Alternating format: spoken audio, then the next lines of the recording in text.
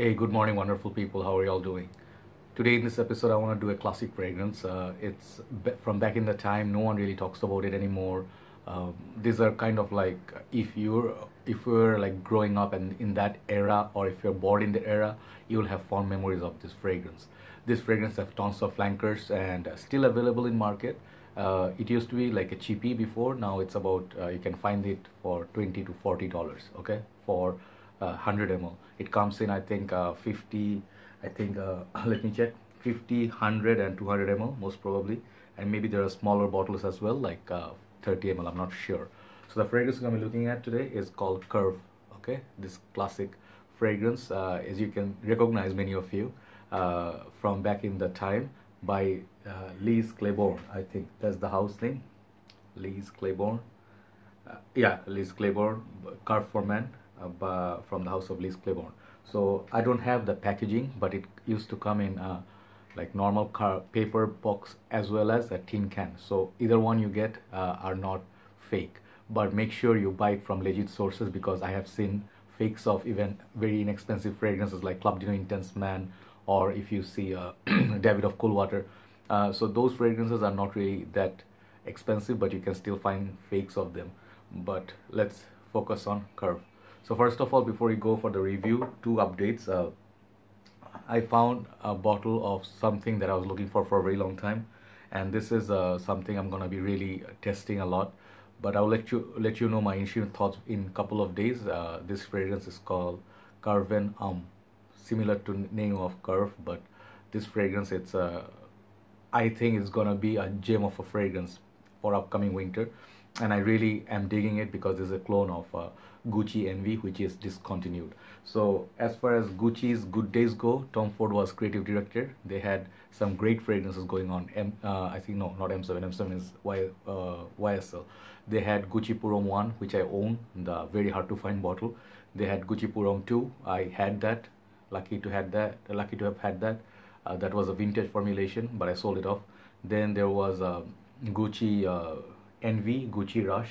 So I managed to have, I couldn't find Gucci Envy, Gucci Rush, but I had Azzaro Visit, which is similar in the opening for Gucci Rush. And the one this one I just showed you just now, it's a Gucci Envy clone. So I saw a lot of reviews on it, so I was interested, and this bottle is also very hard to find now. So I am glad that I found a partial. I'll do a review on that. Second update is congrats to India for winning the game. They're gonna probably winning the World Cup, so either way, best teams may win, and I wish everybody all the best. Very disappointed in our team, whatever they are playing, but you cannot do anything much when there's internal politics and everything involved. Anyway, don't want to talk about that. It's kind of bitter. I fell asleep in the middle of the game. I kind of knew, like, I don't want to watch this game. I knew what's going to happen. So anyway, don't want to talk about it. Let's focus on Curve. So Curve, when it came out first, this fragrance, it's aromatic green, kind of like Fougere kind of fragrance, and it has like tons of notes. Okay, so this was released I think back in 90s, somewhere 1996. Yes, 1996 was the year, and I left Bangladesh for Malaysia for about 20 years, and so this fragrance came out about that year. So many of you were born in 90s. You must have seen this in your house. I have seen this fragrance in almost every house back in the time. They would keep their fragrances in washroom or bathroom in their where they keep the other products and stuff with aftershave and everything. This Usher, these two fragrances, and some of the fragrances I'm about to show you, they used to have this. These are very common because back in the time these are more affordable, and people would buy these when they go for overseas trips to states and stuff. Everybody had Curve, and I saw all the reviewers back in the time, Drag Dog, Mark, Steven. I think, I'm not sure if Steven did it, but all the reviewers who started reviewing in 2003 or 2, they all reviewed this. So I was always interested because it's a classic. I love to do a classic, and I'd like to have some more classics. I'll show you. So this fragrance is aromatic green. Okay. So this was launched in 1996. The notes are in this are pineapple, juniper berries, lavender, neroli, and lemon. Middle notes are coriander, ginger, violet, cactus, sage, bergamot, and cardamom. And base notes are sandalwood, amber, musk, vetiver, cedar, mahogany, and pepper. So these are the official notes. Back in the time, it had different formulation, but I want to tell you one thing. This one, I don't have the packaging, and there was a stopper here somewhere. That one I was also missing. The atomizer is, the color is orange in this one. Bottle is green. So the curve, it's the whole thing, the name is a sticker actually. So you can see the sticker here. All right, they put bottom, you can find information. So sadly, I don't know if this is an older formulation or newer formulation. I bought it off from one of the members in community. But the batch code in this, I tried to put in Check Fresh and Check Cosmetics. Unfortunately, what happens is they don't support. So I don't know if it's a new or older bottle. But this is 125 ml. I bought about 75 ml per shell bottle. I think it's, yeah, 125, not 100. This is 125 ml. Okay. So this fragrance, let me show you some of the other classics in that, from that era. If you like, this is not exactly from that time, but it's still pretty much relevant. Paco Rabanne Excess, if you like that one. If you know Siki Eternity for Men. If you know Armani Eau Pour Homme. These are all classics, by the way. Sike 1. And of course I would say Acqua di Gio by Giorgio Armani. If you're familiar with these fragrances and if you like them, this fragrance is kind of like curve is somewhere from that time era. Sorry, I made tea early morning, voice really horrible. Yeah, better. So if you are from back in the time, as I was telling you, I was born in 80s, so I saw this fragrance everywhere. And if you're born even in 90, this fragrance you must have seen. So what's great about this fragrance? Many people say this fragrance was the Aventus of that back in the time, like 90s. This was the Aventus of that era. And I heard things like Ted Lapidus. I also myself said Lapidus Pour Homme, Ted Lapidus was Aventus of its era. Sometimes Kuros, people say, is the, not Aventus, but king of the, era. But Curve back then, for those who are watching, they know already what they what to expect from it and what I'm gonna say. Men wore this like crazy, and this was signature scent for many men. If you see all those fragrances I showed you just now, this fragrance was worn by many men. Excuse me. Yeah, sorry, voice in the morning. So the men who wore it back then, they will have great memories meeting their sweethearts, college or school sweethearts, or going for work, all the compliments they received back in the time. Perhaps they do not wear this anymore, but the fragrance, they may keep a bottle still in the shelf just to sniff it once in a while in the Fridays or weekends. Okay, so this is kind of like brings back those memories. The fragrance, when I spray it, let's spray this and talk about it. This scent, sorry, my scent of the morning is also Carbon Homme. I'm testing it. It's on this hand. Okay, that's really fantastic fragrance. This is really something else. It's not your typical fragrance that you get these days. Okay, so let's spray Curve and talk about it. The sprayer on this is not that good. The sprayer kind of sucks. Okay, it gives out that pss, pss, the small burst. So it's okay, like fragrance that used to be like 20 bucks. It's all right, not that bad. But I think now the prices are like kind of like $30-40 also at places. So this fragrance actually smells pretty nice. I like it. It reminds me a lot of Siki Eternity for Men in the opening. It's not the same, of course. Eternity also is like vetiver, grassy green. But this is not about vetiver. This is a lot about, I cannot tell you, like this fragrance kind of synthetic, okay? It's not the most natural smelling fragrance. Even if you say, ask me between these two, which one is more natural smelling? Of course, Acqua di Gio. Acqua di Gio, you can pinpoint the citruses, the marine notes. This one, they're all like blended together in such a way you can smell the one smell. If I can tell you one thing, you cannot really break it down like, oh, I smell pineapple, oh, I smell citrus, I smell juniper, I smell this, that.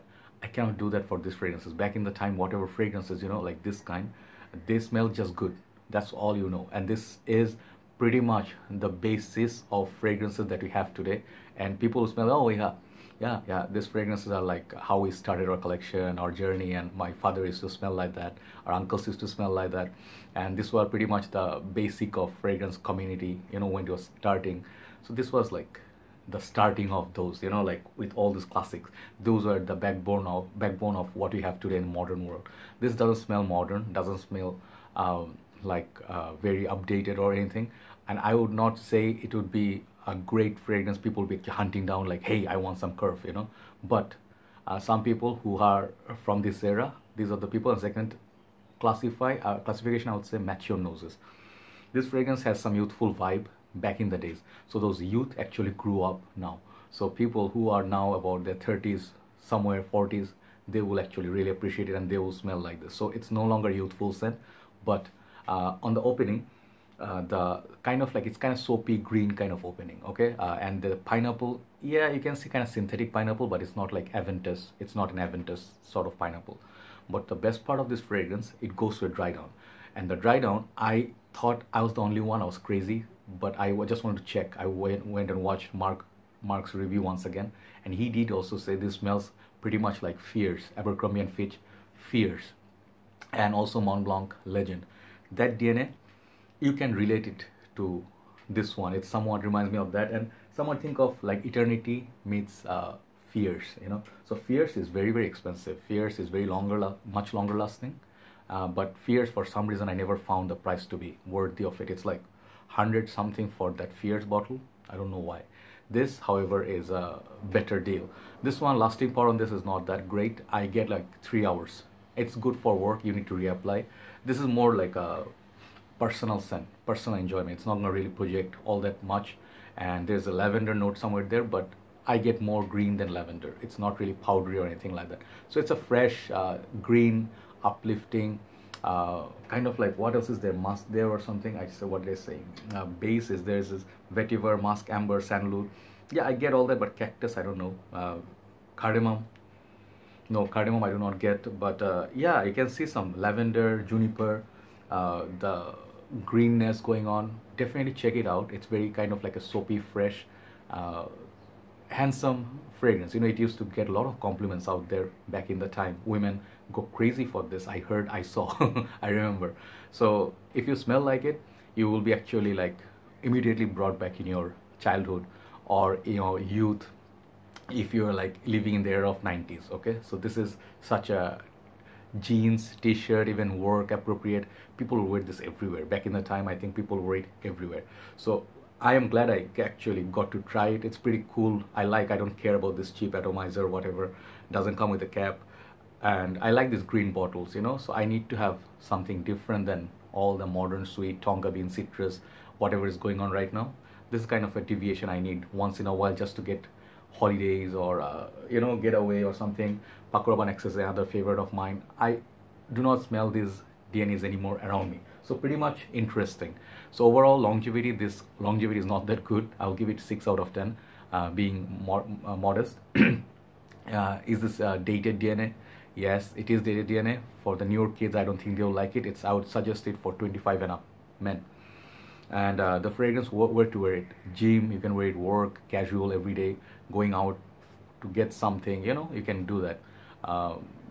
Is it for men or women? I think women also may like it. It has a little bit classy feel now. It's a classic fragrance now.